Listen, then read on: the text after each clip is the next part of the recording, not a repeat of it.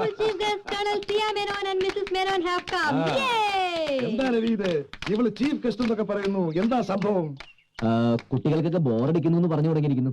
അതുകൊണ്ട് ചില എന്റർടൈൻമെന്റ്സ് കലാപരിപാടികൾ. ഹലോ, ഈ കലാപരിപാടികൾ എന്ന് പറഞ്ഞല്ലോ, എന്തൊക്കെയാണ് ഐറ്റംസ്? ഐറ്റംസ് പാട്ടുകള്, ഗാനങ്ങൾ, പ്രണയഗാനങ്ങൾ, യുഗ്മഗാനങ്ങൾ, സമൂഹ ഗാനങ്ങൾ, സോങ്സ്. മറ്റു കലാപരിപാടികളൊന്നും ഇല്ലെങ്കിലും പാട്ട് വേണം അല്ലേ? പിന്നെ പാട്ട് വേണം. Very good, very good. ആരൊക്കെയാണ് പാർട്ടിസിപ്പൻസ്? ഈവൻ മുത്തശ്ശിക്കും വരെ പങ്കെടുക്കാം.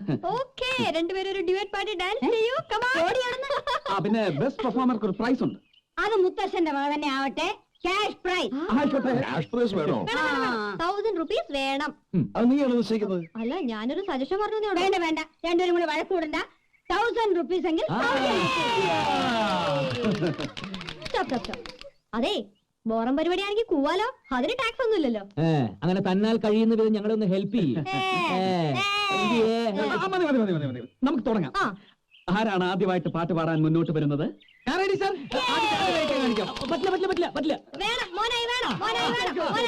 ഒരു കർട്ടൻ റൈസർ പോലെ മോനായിയുടെ ചെറിയ. അതെ, എന്റെ ഒരു ചെറിയ റൈസർ. പക്ഷെ രവി സാറിനെ സഹായിക്കണം. ഓക്കെ, ആനയെ കാണിച്ചതല്ല മോളെ, ഇനി എലീനെ കാണിക്കാട്ടോ. പൂച്ചകളുടെ ശല്യം സഹിക്കവയ്യാതെ ഒരു പാവമെലി തന്റെ ഇഷ്ടദേവനായ ഗണപതി ഭഗവാനോട് പ്രാർത്ഥിക്കുന്നതാണ് മോനായി കാണിക്കുന്നത്. അതെ, ഈ എലി പ്രാർത്ഥിച്ചുകൊണ്ടിരിക്കുമ്പോ അവസാനം ദേ പൂച്ച എന്ന് പറയുമ്പോ ഈ എലി പേടിക്കും. അപ്പൊ എലിയുടെ മുഖം നമുക്ക് കാണേ തുടങ്ങാം. Ready sir? റെഡി. സർവേശ്വരനായ പരമേശ്വരന്റെ പുത്രനെ ഗണപതി ഭഗവാനെ, അവിടെ നീ സാധുവിനെ രക്ഷിക്കണേ. നാട്ടിൽ മാർജാരത്തെണ്ടികളുടെ ശല്യം വല്ലാതെ ഇൻക്രീസ് ആയിരിക്കുന്നു. അവിടെ നീ റാസ്കൽസിനെ വാനിഷ് ചെയ്തില്ലെങ്കിൽ അവർക്കെതിരെ എനിക്ക് ക്രൂവലായിട്ടുള്ള റിവെഞ്ച് നടപടികൾ സ്വീകരിക്കേണ്ടി വരും.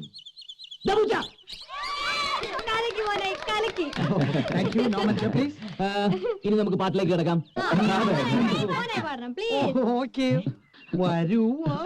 അല്ല, മോനായി ഇപ്പൊ ഒരു നമ്പർ അവതരിപ്പിച്ചതല്ലേ ഉള്ളൂ. ഇനി നിങ്ങൾ ആരെങ്കിലും ഒരു പാട്ട് പാട്. അതെ, ആരാന്ന് വെച്ചാൽ വേഗം മുന്നോട്ട്. എനിക്ക് മനസ്സിലായി സാറുമാരുടെ ഐഡിയ. മറ്റേ കാസറ്റിൽ പാടിയ പാർട്ടി. എന്താ, നിങ്ങൾക്കാർക്കും പാട്ടറിയില്ല? അവരുടെ പാടുന്നു. കഭി കഭി മേരെ ദിൽ മേ ഖയാൽ ഹിന്ദി പറ്റില്ല. ഇംഗ്ലീഷ് വേണോ? ഇംഗ്ലീഷ് ഒട്ടും പറ്റില്ല. മലയാളം? മലയാളം മാത്രമല്ല, നമ്മൾ ആരും ഇതിനു മുമ്പ് കേട്ടിട്ടുള്ള പാട്ടും ആവരുത്. അതെങ്ങനെയാ ആരും കേട്ടിട്ടില്ലാത്ത പാട്ട്? അതായത് ഉദാഹരണത്തിന്, നമ്മൾ ആരും ഇതുവരെ കേട്ടിട്ടില്ലാത്ത ഒരു പാട്ടിന്റെ ആദ്യത്തെ 4 വരി രവി പാടും. അതിന്റെ ബാക്കി പാടുന്നവർക്ക് സ്പെഷ്യൽ പ്രൈസ്. ഓക്കെ? എത്രയോ ജന്മമായി നിന്നെ ഞാൻ തേടുന്നു,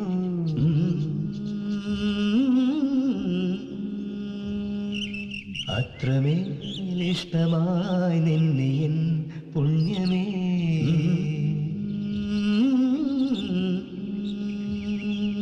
ദൂരതീരങ്ങളും മുഖതാരങ്ങളും സാക്ഷികൾ.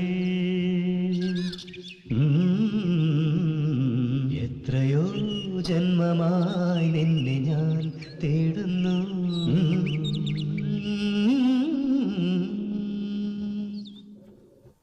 ഇതിന്റെ ബാക്കി പാട്. ഈ പാട്ടിന്റെ ബാക്കി അറിയാവുന്നവരാരോ ഈ കൂട്ടത്തിലുണ്ട്? കമാൺ. നല്ല പാട്ട്, ബാക്കിയും കൂടെ പാടി രവി. ബാക്കി ഇവരാരെങ്കിലും പാടട്ടെ മുത്തശ്ശി, അതാണല്ലോ മത്സരം. ഞങ്ങൾ അറിയില്ല. ബാക്കി രവി തന്നെ പാട്. ബാക്കി എനിക്കും അറിയില്ല മുത്തശ്ശ. കള്ളം, പച്ചക്കള്ളം. ഈ പാട്ട് ഇവരുടെ ഔട്ട് ഹൗസിൽ നിന്ന് ടേപ്പ് റെക്കോർഡറിൽ പ്ലേ ചെയ്യുന്ന ഞാൻ കേട്ടിട്ടുണ്ട്. രവിന് അറിയാം, ചുമ്മാ നമ്പരാ.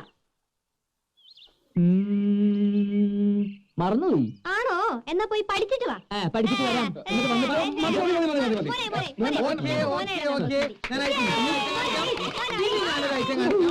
ഞാൻ എന്റെ കഴുത്തിൽ കയറ് കെട്ടിട്ട് അത് ഞാൻ ഇട്ട് തരാം. എന്നിട്ട് എന്നെ വലിക്കണേ. അപ്പൊ ഞാൻ വരാം.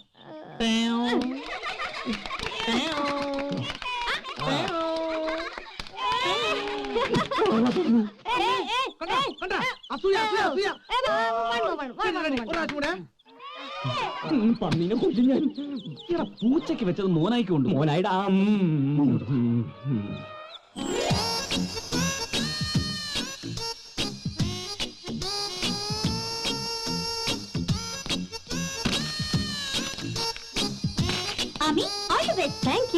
താഴെ വീണ കൂവിക്കോട്ടെ.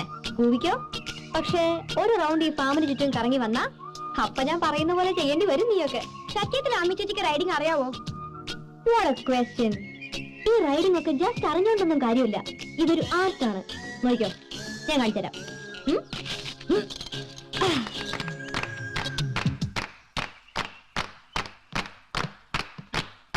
അഭിരാമി വേണ്ട, അവൻ വികൃതിയാ. പരിചയമില്ലാത്തവർക്ക് അവനെ റൈഡ് ചെയ്യാൻ പറ്റില്ല. താഴെ ഇറങ്ങ്. പരിചയം എന്ന് വെച്ചാൽ എങ്ങനെയാ? ഒരേ ക്ലാസ്സിൽ ഒരുമിച്ച് പഠിച്ചു വളർന്നവരാ. അല്ല, മനസ്സിലായില്ല. അത് താഴെ വീഴുമ്പോ താനെ മനസ്സിലാവും. അതെ, റൈഡ് ചെയ്യാൻ മോഹം ഉണ്ടെങ്കിൽ ഇവിടെ ഒരു പോണിയുണ്ട്. അയ്യാടാ, ആ ഏണിയിലേ ചേട്ടൻ അങ്ങ് റൈഡ് ചെയ്താ മതി. ആ, എന്നാ പിന്നെ അനുഭവിച്ചു തന്നെ പഠിക്ക്. ഓ പഠിച്ചോളാം.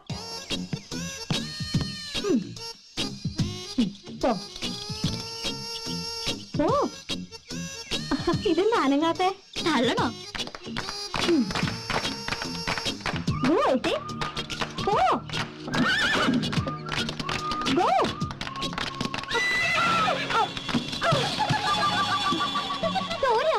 ഈ ആർട്ട് ഓഫ് റൈഡിംഗ് പറയുന്നത് ഇങ്ങനെ പൊത്തോന്ന് വീഴുന്നതാ. ചിലപ്പോ വീണുന്നൊക്കെ വരും. അതുകൊണ്ടൊന്നും ആമി തോൽക്കില്ല. കാണിച്ചരാ ഞാൻ. വീഴ്ചകളിൽ നിന്ന് പഠിക്കണം കോമൺ സെൻസ് ഉള്ള മനുഷ്യൻ. അല്ലാതെ ചുമ്മാ ഈഗോ കയറി വീണ്ടും അബദ്ധം കാണിച്ചാൽ മണ്ടത്തരമാണ്. അത് അഭിരാമിയെ പോലൊരു കുട്ടി. ആവാം കുറച്ചൊക്കെ സ്മാർട്ട്നെസ്, പക്ഷെ പരിധി വിടരുത്. പരിധി വിട്ടാൽ ബോറാവും. Okay, come on.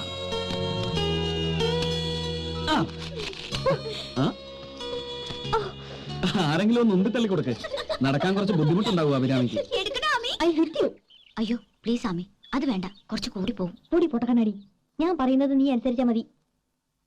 അയാളെന്നാ വൈൻ സെഷൻ പൊളിച്ചു.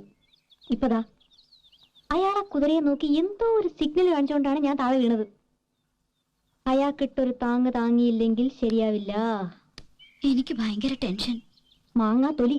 എടി, നീ ഒന്നും ചെയ്യുന്നില്ലല്ലോ. എന്റെ കരച്ചിൽ കേൾക്കുമ്പോ ഉറക്കെ ദാ ആമി കരയുന്നു, മുത്തശ്ശ ഓടി വരൂ എന്ന് വിളിച്ചു പറഞ്ഞാ മതി. വാ, come on.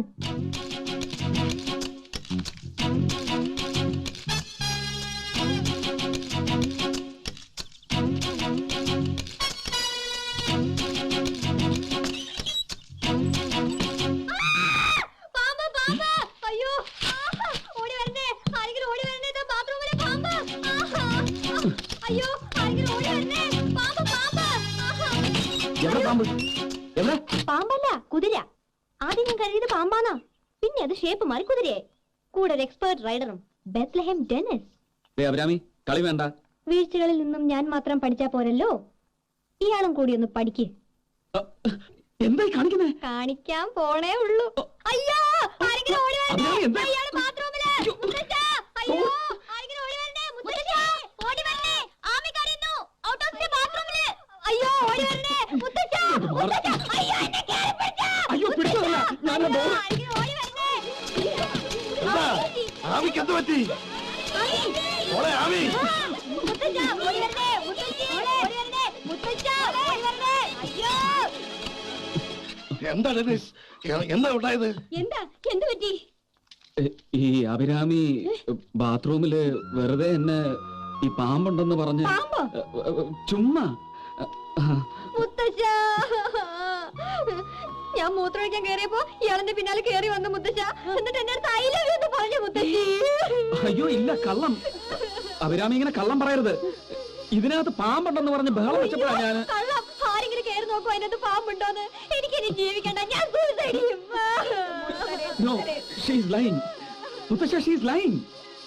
Get lost, you scoundrel.